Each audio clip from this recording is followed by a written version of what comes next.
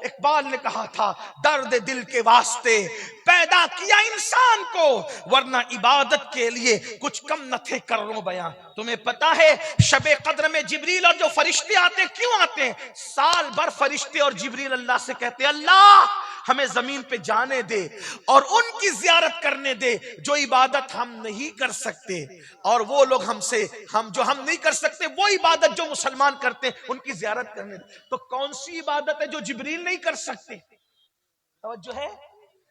कौन सी इबादत है जो जिब्रील नहीं कर सकते? कौन सी इबादत है जो फरिश्ते नहीं कर सकते और आप और हम करते हैं? और जिब्रील खाते नहीं ना मेरे अजीज, जिब्रील खाते नहीं है ना, वो खाने से महफूज है, पाक है। तो क्या होता है, अब वो इबादत जो जिब्रील नहीं कर सकते तुम करते हो। कौन सी? भूख मुझे लगी है, खाना मेरे पास है और मैंने वो खाना किसी और को खिला दिया। ये काम जिब्रील नहीं कर, फरिश्ते नहीं कर सकते ना, क्योंकि फरिश्ते तो खाने से पाक है। कोई बीमार तड़प रहा हो, उसके सराहने जाकर तुम उसको थपकियां देते, ये काम फरिश्ते नहीं कर सकते। कोई मुसीबत ज़दा है, तुम उसकी मुसीबत दूर कर देते हो, अपनी जरूरत को कुचल कर उसकी मुसीबत। ये वो इबादतें हैं जो फरिश्ते नहीं करते, वो तुम करते हो। ये इसको दर्द दिल कहते हैं। दर्द दिल के वास्ते पैदा किया इंसान को, वरना इबादत के लिए कुछ कम न थे करोड़ों बयां। ऐसी इबादत करने वालों के लिए फरिश्ते जमीन पे आए, उनकी जियारत करने की। इसको अल्लामा इस्माइल हक्की ने लिखा है।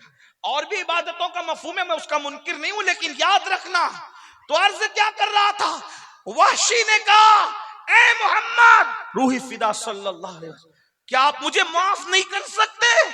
सोचो, रहमतुल लिल आलमीन की अदालत में एक मुजरिम कत्ल का, वो भी चचा के कत्ल का, और वो कहता है कि आप मुझे माफ नहीं कर सकते। तो मेरे आका ने क्या कहा पता है?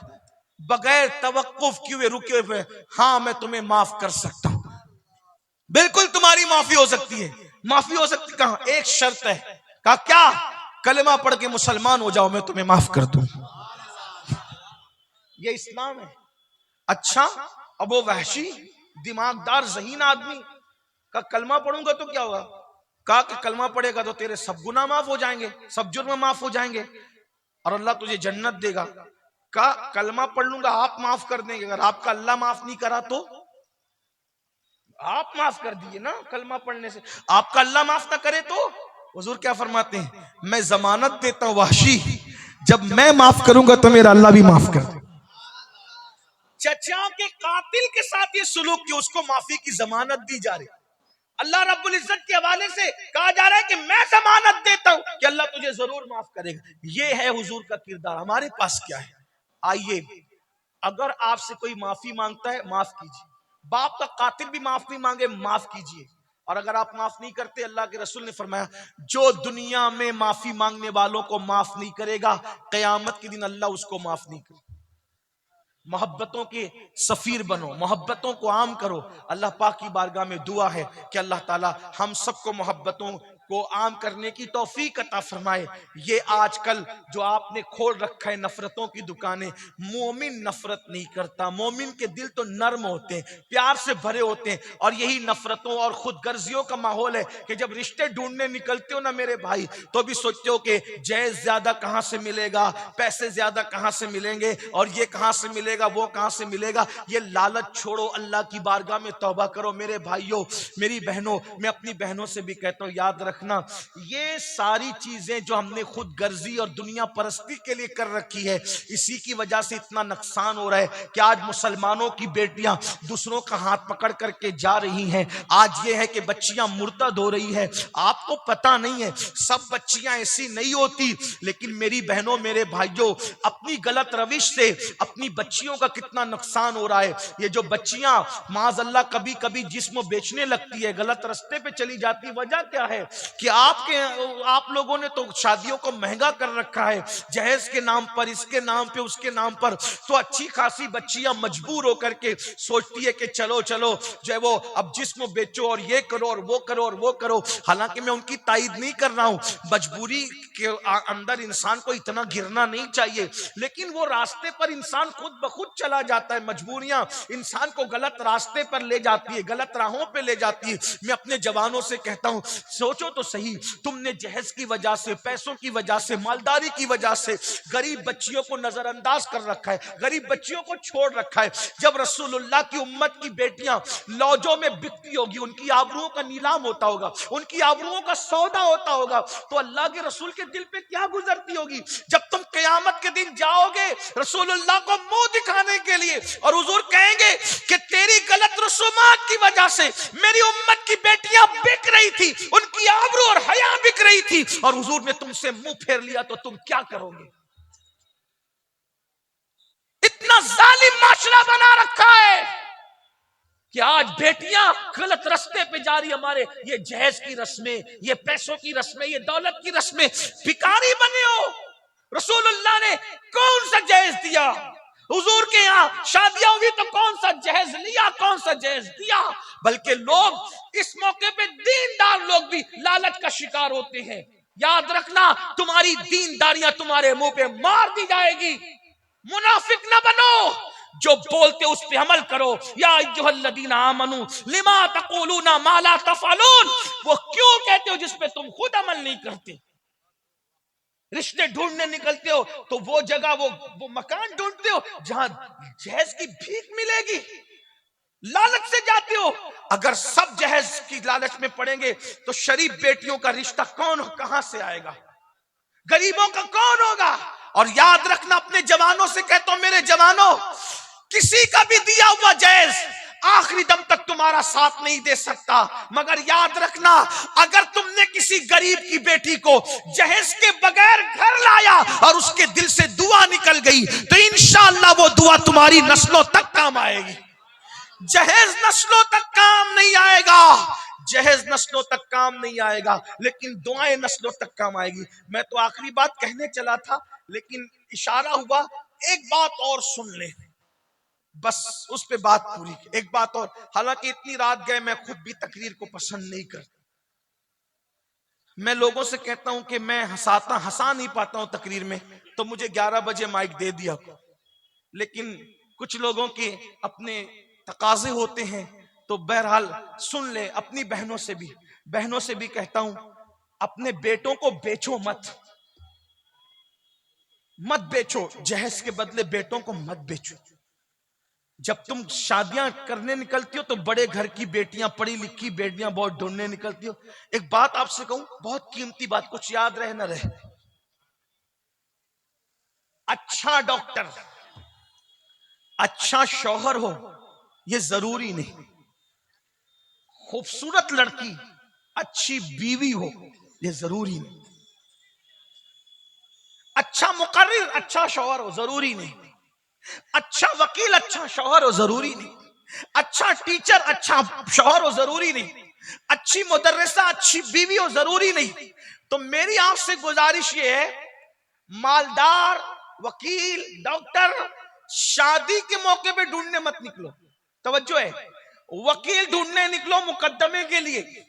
ध्यान रखना, बहुत कीमती बात कहने जा रहा हूं, आपकी तवज्जो। वकील ढूंढने निकलो मुकद्दमे के लिए, वकील की जरूरत मुकद्दमे में है। डॉक्टर ढूंढने निकले इलाज के लिए, इलाज के वक्त डॉक्टर की जरूरत है। टीचर ढूंढने निकलो पढ़ने लिखने के लिए, पढ़ाई के लिए टीचर की जरूरत है। शादी करने निकलो, डॉक्टर, वकील, टीचर, इंजीनियर, मौलाना, खतीब, अदीब ढूंढने की जरूरत नहीं। जब शादी करने निकलो तो औरत अच्छा शौहर ढूंढे और शौहर अच्छी बीवी ढूंढे। शादी हम क्या कर रहे हैं, शादी में डॉक्टर ढूंढ रहे हैं, तो डॉक्टर तो मिलता है, अच्छा शौहर नहीं मिलता है ना। हम शादी के मौके में मालदार ढूंढ रहे हैं, मालदार तो मिल जाती, अच्छी बीवी नहीं मिलती।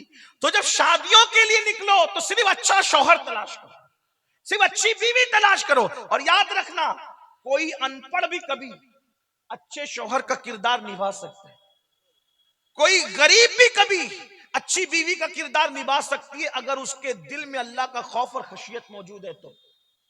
ये बात याद रखना। आज हम सब ढूंढ रहे हैं, अच्छी बीवी नहीं ढूंढ पा रहे, क्योंकि हमने बीवी की हैसियत से ढूंढा ही नहीं। हम सब ढूंढ रहे हैं, अच्छा शौहर नहीं ढूंढ पा रहे, क्योंकि हमने अच्छे शौहर की हैसियत से ढूंढा ही नहीं।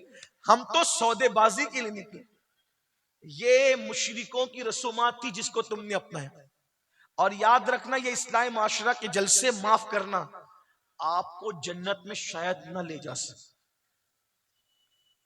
क्योंकि आपने तो अपने माशरे में मुशरिकीन की रसूमात दाखिल। ये जहेज का मांगना लेना देना हमारे मजहब में कहाँ है कि अपने मजहब में बताओ।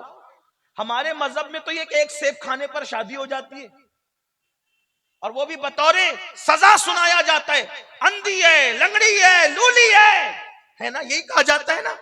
और वो नौजवान उस सजा को सजा के तौर पे बखुशी कबूल करते हैं। अगर सेब की माफी इसी पर है कि अंधी बीवी चाहिए, लंगड़ी चाहिए, लूली चाहिए, सब ले लेंगे, लेकिन कयामत में सेब का जवाब कौन देगा, है ना।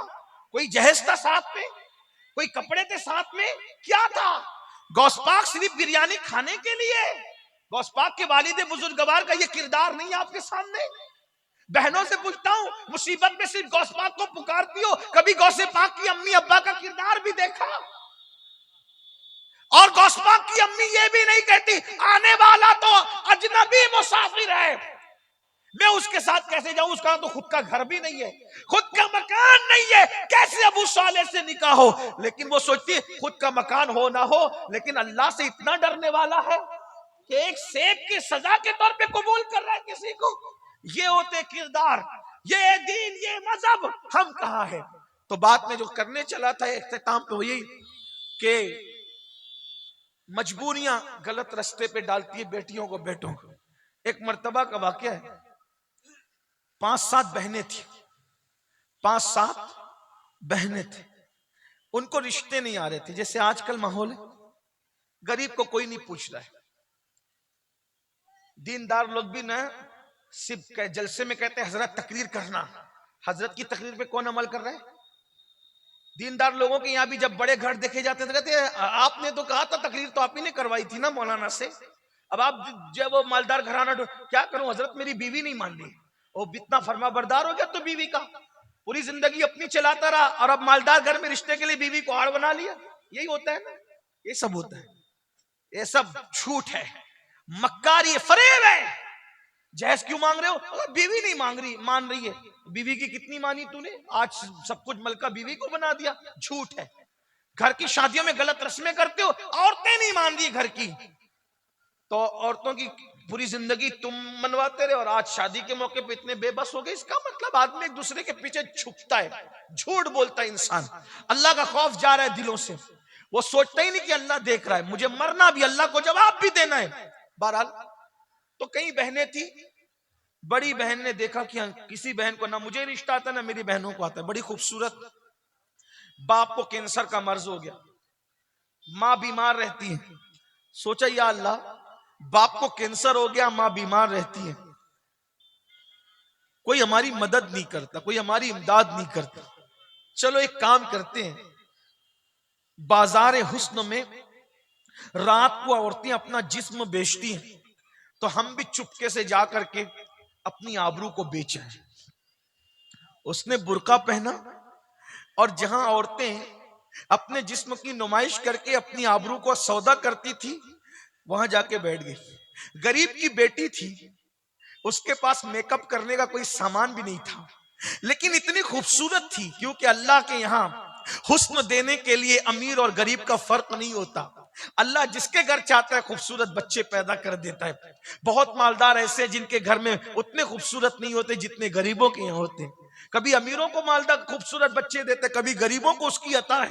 बहुत खूबसूरत बेटी थी, गरीब बाप के घर में पैदा हो गई, और बाप बीमार रहता है, कैंसर का मरीज है, माँ बीमार रहती है, दवा को पैसे नहीं, लोग मदद नहीं करते, इमदाद नहीं करते। हाँ, हमारी कौम की भी कई बच्चियां लॉजों में आबरू बेचती होगी, क्योंकि तुम लोग हो, तुम लोग, हाँ तुम लोग, कि तुम लोग पीर की चादर, पीर के मजार पर 1 लाख की चादर तो चढ़ा सकते हो, लेकिन 500 की चादर किसी गरीब के सर पे दुपट्टे की शक्ल में नहीं डाल सकते। और ये तकरीरें जब कोई करके जाता है तो तुम उसे गालियां देते हो, वह भी आ गया था, और दिन का मजाक उड़ाने वाला आ गया था। मैं कहता हूं हम चादरों का मजाक उड़ाने वाले नहीं हैं, लेकिन चादर की 1 लाख की जरूरत हमारे पीर को नहीं है, गरीब की बेटी को है।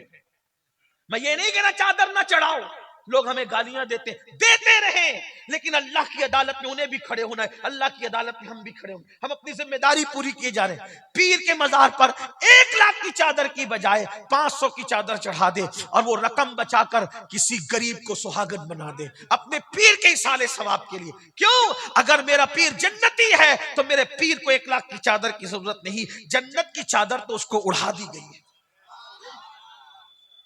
हाँ, लेकिन तुम नहीं करोगे, मुझे मालूम है, इसलिए कि तुम मुफ्त की जन्नत लेना चाहते हो। निकलो, असल दीन को पहचानो। हाँ, तुम ये जरूर करते हो, उर्स पर कव्वाल और कव्वालन को बुलाओगे तो हजारों लुटा दोगे उन जालिमों पर, लेकिन अगर वही स्कूल की फीस के लिए तुम्हें कोई मांगने के लिए आए तो तुम्हें मौत आती है। मौत। स्कूल की फीस देने में भी सवाब मिलेगा। कैसे स्कूल की फीस दे किसी गरीब की? कव्वाल और कव्वालनों पर 35-35 हजार तुम्हारा एक सेटिया लुटा देता है।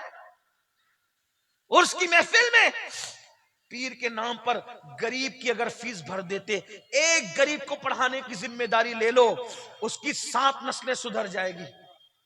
आप कहते हो स्कूल की फीस भरने में भी मौलाना सवाब है। अरे नादान, जब चिड़िया और कुत्ते को पानी पिलाने पे सवाब मिल सकता है तो किसी मुसलमान के बच्चे को पढ़ाने पे सवाब क्यों नहीं मिल सकता? मरने के बाद लोगों को कांधा देने की बजाय जीते जी कांधा देने की कोशिश करो। ऐसा मत करो, असल दीन सीखो। बताओ, हम अपने मजहब में कव्वाल और कव्वालन के मुकाबले का कोई तसव्वुर है? अपने मजहब की तालीम तो ये कि औरत बुलंद आवाज से कुरान नहीं पढ़ सकती, कि मर्दों के कानों तक पहुंचे। जो मजहब औरत को बुलंद आवाज से कुरान पढ़ने की इजाजत नहीं देता कि मर्दों के कानों तक पहुंचे, उस मजहब में कव्वालन को बुलाकर उर्स में वो भी क्या तसव्वुर है? शर्म करो, अल्लाह को जवाब देना है, मरना है तुम्हें। ऐसी महफिलों में शिरकत मत करो। लेकिन मैं ये भी जानता हूं, तुम जलसों में जितने आते हो ना, उससे ज्यादा उन खुराफात की महफिलों में जाते हो। उलमा कहते हो तो तुम मानते नहीं हो, इसलिए कि कलकत्ता, मुंबई, दिल्ली और सऊदी और दुबई के सेठिए अपनी मर्जी चलाना चाहते गांव में आकर, वो उलमा की नहीं मानना चाहते। लेकिन याद रखना, दौलत के गुरूर और घमंड में अल्लाह के कानून को पीठ के पीछे डालने वालों, जब वो फिरौन को दरिया में गर्क कर सकता है तो तेरी दौलत की औकात क्या है? जब वो लंगड़े मच्छर से नमरूद को हलाक कर सकता है तो तेरी दौलत की औकात क्या है? इसलिए याद रखना, दौलत के घमंड में अल्लाह के कानून को पीठ के पीछे मत डालना, वरना अल्लाह बर्बाद करेगा। जो अल्लाह देना जानता है वो अल्लाह छीनना भी जानता है। तो मैं अर्ज कर रहा था, बात इख्तिसार खत्म करते, उस लड़की ने सोचा मेरे बाप को कैंसर है, कोई मदद नहीं करता, माँ बीमार है, कोई मदद नहीं करता, बहनों को रिश्ते नहीं आते, कोई मदद नहीं करता। तो क्या किया उसने? चलो जिस्म ही बेच ले, बाप के लिए दवा का इंतजाम तो हो जाएगा। बड़ी दर्दनाक है ये सूरत हाल। गरीब के पास तो आबरू और गैरत ही होती है, अगर वो भी बिक जाए तो फिर गरीब के पास रह क्या जाता है ना। मेरे आका ने गरीबों से बहुत मोहब्बत की। आज हमारे दिलों में गरीबों के लिए कोई मोहब्बत नहीं। हम तो मुसाफे भी अमीर और गरीब देखकर करते हैं, हम तो जनाजों में भी अमीर और गरीब देखकर जाते हैं, हम तो दावतों में भी गरीब और अमीर देखकर जाते हैं। बड़ी माजरत के साथ, अगर गरीब बीमार पड़े तो उसका कोई पुरसाने हाल नहीं, मालदार बीमार पड़े तो दूर दूर से लोग उसकी खैरियत पूछते। याद रखो मुसलमानों, मेरे नबी अमीर और गरीब का फर्क मिटाने आए थे। सरकार गौसे पाक ने अल्लाह से अर्ज किया, मौला मैं तुझे कहां ढूंढूं? तो इल्हाम होता है, अब्दुल कादिर तू मुझे गरीबों में तलाश कर, तू मुझे वहीं पे पाले। आज हमने क्या किया? बड़ी माजरत के साथ दीन को बांट दिया अमीर और गरीबों में। हमारा मजहब अमीर गरीब की तकसीम का नाम नहीं, हमारा मजहब तो सिर्फ इंसान, इंसान और इंसान के लिए। हमारा मजहब तो मोहब्बत देने में मुसलमान और काफिर की भी बात नहीं करता। जो इंसान है इस्लाम उसको प्यार देता। ख्वाजा अबुल हसन खरकानी फरमाते हैं कि इस्लाम तो भूखे को खाना खिलाने की बात करता है, मुसलमान को नहीं, सिर्फ जो भूखा मिले खाना खिला। ये अपना मजहब। ये अपना मजहब है। एक मर्तबा इब्राहिम अलैहिस्सलाम के पास एक आतिश परस्त मजूसी आया, उसने कहा मुझे खाना चाहिए। कहा तेरा मजहब का मजूसी हूं। कहा जा नहीं खिलाता। अल्लाह ने फौरन वही फरमाई, इब्राहिम तूने खाना नहीं खिलाया। मौला वो मजूसी था, काफिर था, मेरा बंदा तो था ना इब्राहिम, मेरी मखलूक तो था ना, इतने बरसों से मैं खिला रहा हूं, तूने एक वक्त का नहीं खिलाया। हजरत इब्राहिम अलैहिस्सलाम उठे, उस मजूसी काफिर के पीछे दौड़े, बुला कर चल इधर रखा। कहा अब क्यों आए हो? कहा अल्लाह ने मुझ पे वही की, मेरा बंदा तो है ना, काफिर है मगर मेरा बंदा है, तूने खाना क्यों नहीं खिलाया? तो मजूसी ने कहा कि जो मेरा अल्लाह मेरा इतना ख्याल करता है, फिर मैं उसकी बगावत क्यों करूं, कलमा पढ़ा इस्लाम में दाखिल कर। भाइयों ये अपना मजहब है, लेकिन हम तो मुसलमान को प्यार नहीं दे रहे, दूसरों को क्या प्यार दोगे? हाँ, जो इस्लामी हुदूद है वो है, अपनी जगह है, लेकिन प्यार खाना खिलाना, प्यार देना, अखलाक से पेश आना, इसमें हुजूर अलैहिस्सलाम ने मजहब में भी कोई तफरीक नहीं फरमाई। कुत्तों को पानी पिलाने पे भी जन्नत मिली, चिड़ियों की जान बचाने पे भी जन्नत मिली, रास्ते से तकलीफ देने वाली चीज हटाने पे भी जन्नत मिली। कहां हो मुसलमानों, अपने मजहब को पढ़ो, रसूमात के इर्द गिर्द सिर्फ मत फिरो, दीन पढ़ो, उलमा से दीन सीखो। तो वो लड़की ने सोचा बाप की बीमारी है, कोई मदद ही नहीं करता, कोई इमदाद ही नहीं करता। क्या किया, बुर्का ओढ़ कर गई और बाजार हुस्न में बैठ गई। पूरे बाजार हुस्न में सबसे खूबसूरत वही लड़की थी, लेकिन खुदा का करना, अल्लाह की शान, जो आता उसके करीब आता तो ऐसा लगता कि कुदरती तौर पे उसकी नजर झुक जाती और आगे बढ़ जाती। ये देखती रहती कि अब आकर कोई सौदा करेगा, और अब आकर, क्योंकि अभी तक उसने कभी आबरू बेची नहीं थी, पहला इत्तेफाक था, सूबे इत्तेफाक, गुर्बत लाई थी आबरू बेचने के लिए। लेकिन जैसे कोई आता उसकी नजर झुक जाती, देखता ही नहीं उसको, आगे बढ़ जाता, देखता ही नहीं आगे बढ़ जाता। शाम से लेकर रात तक, आधी रात तक बाजार हुस्न सजा रहा। हर आने वाला अय्याश आया और अपनी पसंद की एक एक उठा ले गया, लेकिन इसको कोई ना ले गया। फूट फूट के रोई, और जाहिरी नाकामी पर और हकीकत में कामयाबी पर फूट फूट के रोई। बाप की बीमारी के इलाज के लिए आबरू बेचने आई थी, सो वो भी ना बिकी। मुझसे कम हसीन औरतों को लोग ले गए, लेकिन मुझे देखा तक नहीं। आधी रात हो रही थी, बल्कि आधी रात भी गुजर चुकी थी। घर में हंगामा था। माँ अपनी बेटियों से पूछ रही थी तेरी बहन कहाँ है? बाप बेहोश हो रहा था, तेरी बहन कहाँ है, बताओ कहाँ है? कोई जवाब नहीं दे रहा था। आधी रात के बाद दरवाजे पे दस्तक हुई। बाप का कलेजा कांप गया। माँ के हाथों पर कपकपी तारी हुई। बहनों ने दरवाजा खोला तो आई, और आकर के जैसे ही बाप से लिपटी, बाप ने कहा कम नसीब, कहां चली गई थी? आधी रात तक तू गायब कहां थी? कहां चली गई थी? तू गई कहां थी? जल्दी बता। तो बेटी ने बाप से फूट फूट कर रोते हुए कहा अब्बू जरूर बताऊंगी, लेकिन पहले मुझे माफ कर दो अब्बू, फिर बताऊंगी। कहा बता कहां गई थी? कहा बाबा आपकी बीमारी के लिए मोहल्ले में, इलाके में, गांव में कोई हमारी मदद नहीं करता। आपकी बीमारी को पैसे मांगते तो कोई इमदाद नहीं करता। तो मैंने सोचा कि बहनों की शादी हो जाएगी, आपका इलाज हो जाएगा, मैं अपनी आबरू बेचकर कुछ पैसे कमा लूंगी तो मैं इलाज कर सकूंगी आपका, बहनों की शादी। बाप की आंखें फट गई, गरीब हया से पानी पानी हो गया। तो कहा फिर क्या हुआ? कहा बाबा फिर क्या हुआ? गई तो थी बाजार हुस्न में अपने आबरू का सौदा करने। बाप ने कलेजा पकड़ा, हाय अल्लाह। लेकिन बाबा आपकी बेटी के करीब जो भी आता नजरें झुकाकर चला जाता। किसी ने मेरी आबरू का सौदा न किया। बाप की जान में जाने, अल्लाह तेरा शुक्र है। जैसे अल्लाह का शुक्र अदा किया तो कहा बेटी अल्लाह की कसम तू सच बोल रही है, तू आधी रात तक बैठी ना, इंशाअल्लाह अगर जिंदगी भर भी बैठती तो कोई तुझे ताक कर न देखता, तेरी आबरू का सौदा न करता। तो बेटी ने कहा, अब्बा आपको इतना यकीन कैसे है कि कोई मेरी तरफ ताक कर न देखता, मेरी आबरू का सौदा न करता? तो बाप ने कहा, मुझे नबी के फरमान पे यकीन है। अल्लाह के रसूल ने फरमाया, कमा तदीन तुदान, तुम जैसा करोगे तुम्हारे साथ वैसे ही किया जाएगा। बेटी, जब तेरे बाप ने किसी औरत पर गलत नजर नहीं डाली तो मेरी बेटी पर कोई गलत नजर कैसे डाल सकता है? तेरे बाप ने जब भी किसी को देखा तकद्दुस की निगाह से देखा। तो मेरे आका अलैहिस्सलाम के दीवानों, याद रखो, बदलो, मोहब्बतें आम करो, जहेज की लानत खत्म करो, आपस के इख्तिलाफात खत्म करो। हाँ, मगर याद रखना, मोहब्बत उसी से होगी जो मेरे आका से मोहब्बत करे। जो आका की गुस्ताखी करे, फिर उसके लिए हमारा तो मामला यही है कि नबी से जो हो बेगाना। ताजुश्शरिया मसलक बयान कर रहे, उन्हीं के नाम की कॉन्फ्रेंस है। नबी से जो हो बेगाना उसे दिल से जुदा कर दे, पिदर मादर बिरादर जानो माल उन पर फिदा कर दे। आपस में मोहब्बत करो, प्यार करो और एक दूसरे को माफ करो। तुम एक दूसरे को माफ करो, अल्लाह तुम्हें माफ करेगा। शादियों की फजूल खर्चियां खत्म करो, गरीबों की बच्चियों को भी अपनाओ। देखो, जब शादी करने निकलो तो अपनी रिश्तेदारियों में पहले देखो कोई गरीब है, उसको प्रायोरिटी दो, बाद में बाहर निकला करो, उसकी बहुत बरकतें होगी। अल्लाह पाक तौफीक बख्शे। गुफ्तगू के दरमियान कोई गलती हो तो अल्लाह